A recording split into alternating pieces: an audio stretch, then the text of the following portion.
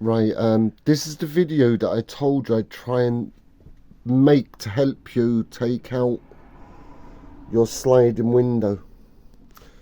First of all, you have to remove your screen. So take off the verticals and the top section. Up in this corner here, which is closest to the front, you'll see a little plastic or rubber block. That is actually a brake to stop the window from going any further. This has to be removed. Now that you've your screen off and this brake off, your next job will be to remove the seal. I'm going to flick to the other window because this is the seal. That way the sun is absolutely blinding. This is the window that was repaired. That seal there has to come out, which will then give you play. Okay, next, drill out these 4 or 3 pop rivets. This slides out and you just take that away. Your next job is to remove this plastic button. I don't know what the hell it's for, but it's a nuisance. So we've removed our receiver, our locking rubber, our blind. I've just taken off that section there so I could show you that. Now, our next job, this is where it gets tricky. So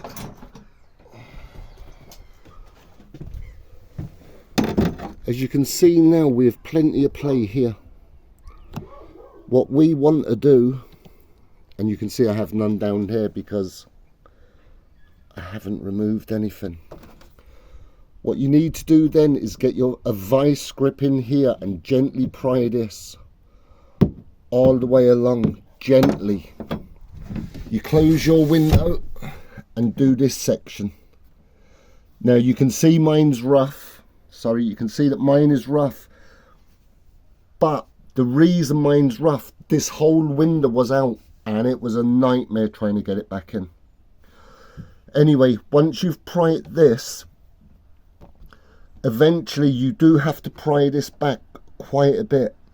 But eventually you'll be able to lift the glass and slide it in towards you. Once you've that done, in here, which is your handle, where am I? You'll see just in there, there's a little retaining screw. Take that screw out and this handle will slide up. I'm so sorry about the video, I'm not used to doing this. This handle, you can either slide it up or down. Just inside there, there's a strip. It's like a strip of metal, but it's a spring. You take that off, keep 2 of them together.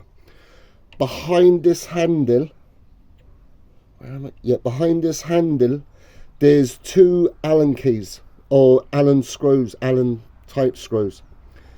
Take the 2 of them off and take out their fittings this side. Now, your window now should pop out once you've released this back far enough. Just go gently with it because, as you know, these are aluminium. But just be gentle. And what I've found is only open the window about 2 inches. And that's where you want to start from, about here, about 2 inches from where your window opens. Close your window fully and go about 2 inches past where your window is fully closed. And once again, just when you're prying out this aluminium, do it nice and gently because you have to pry a good bit. Now at this stage, that window hopefully lifts up and will slot out towards you. This piece of plastic, that's only all held in with silicone. So I had a skinny blade, I'll just show you. I'm sorry about this. I had a skinny blade. Where am I? And I just went all the way down here once I had it on a table, turned over the window and done the same on the reverse. So I've literally just pushed it all the way in, came down nice and gently. This plastic then will remove, it will come away from your panes of glass. Now, once I had the glass on a table, I don't know whether we can see this because it is blind in the sun. I put the blade in here between the glass and the silicone and started to make an incision. Every time I saw that I had made a small gap, I put a bit of cardboard in just to keep them separated. Then I kept moving along. It didn't actually take that long to get them apart. So that's how I separated them. The piece that was in between the glass is aluminium. And what happens, as far as I know, if there's a break in this seal at all, it's a reaction between the air between the windows and the aluminium that gives that fogging effect. Now, that fogging effect is actually like a calcium, and to get it off, what I use, I found this, let me see, this is Astonish oven and cookware cleaner, and I used a non-scratch scouring pad. This is very as you can see, like, it's a powdery, but it's like it's a powder. So what I done is I added hot water to that, put my scouring pad in, and where the fogged area was, I cleaned all around that. Now, there was some of the fogging that was extremely hard to come off, which I was struggling with. So what I done is, this is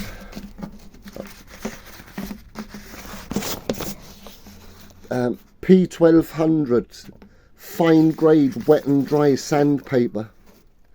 What I done is I soaked that in water and gently went across the fogged areas, because as I said, it's like calcium, it's like it's actually etched onto the glass. I sanded off the fogginess, and once again I went over everything with this oven and cookware cleaner. Now, what I forgot to mention is, when I had separated the windows, there was still where the aluminium was attached to the glass, there was a thin layer of silicone. So what I done is I just got Q-Tex nail varnish remover and went around that with tissue paper and this, and it got all the residue off. Then what you do is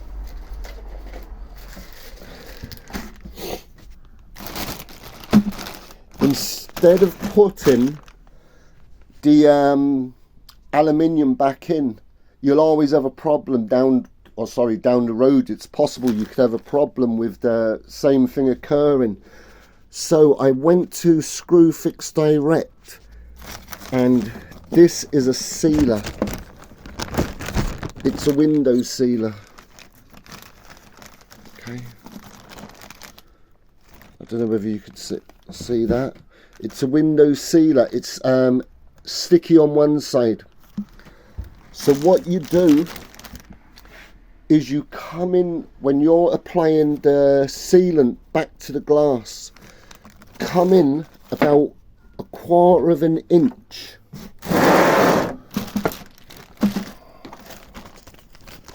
from the edge of the glass. So if we was to imagine that the table was the glass, you literally go all the way around your glass like this with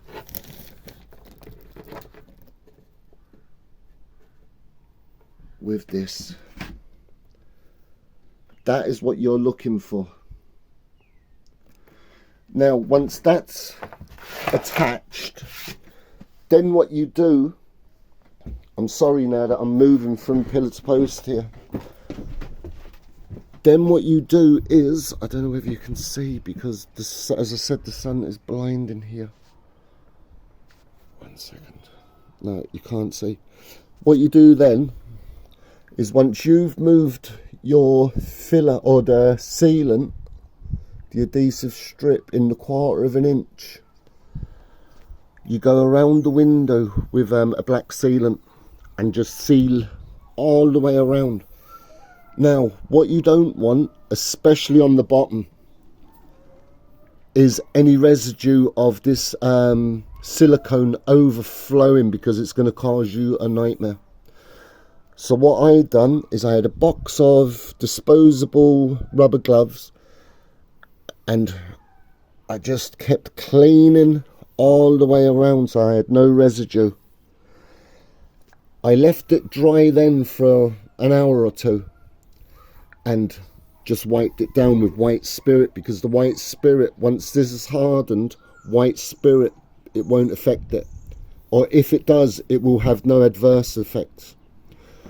One thing I did just forget to mention, when you take off your receiver, I'm sorry now, when you take off this receiver,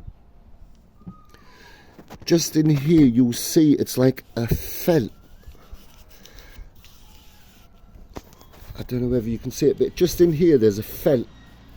Once you've taken off this lock receiver, take that felt and feed it all the way out.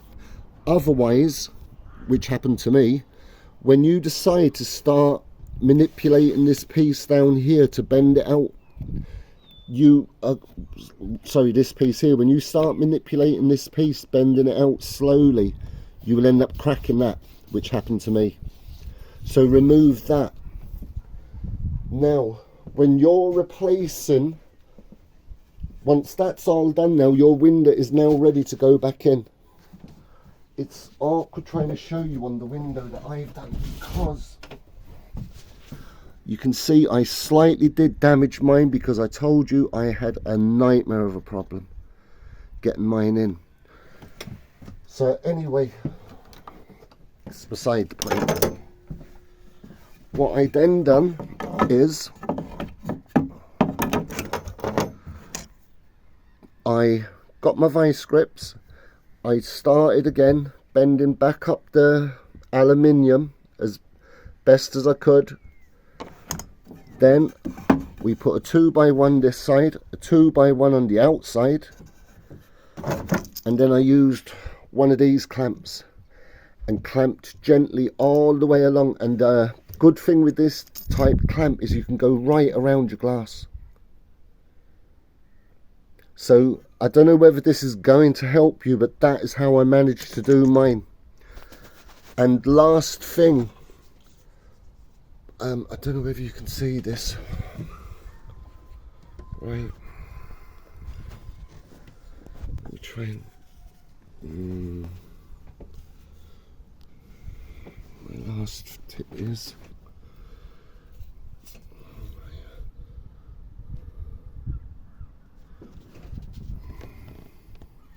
right, when you're replacing, I have this old spatula, and as you can see, it's absolutely ancient. It's rounded at the edges. When you're replacing this holding rubber strip, try and use something round like that, not to damage the edging. And what I done, I have only pulled out that little section just to show you what to do. What I did do is at the top, on each corner, I took this completely out. I put washing liquid and let the washing liquid just run down slowly. At the bottom here then, I had a cloth, because any of the washing liquid that would run off, it would just catch on the cloth, and the same on the other corner. Then what I done is I don't know whether you gently just go along and you push this back in like so. Now, this is actually awkward doing it with one hand, because what I do is, once I push, I'm so sorry, once I push in a small bit, I have my other thumb here to keep the pressure on, and it just you just keep working and working. I hope this will help you, I hope. But if you have any problems, just get in touch with me and I'll see if there's anything that I can say to kind of help you along. Okay, bye.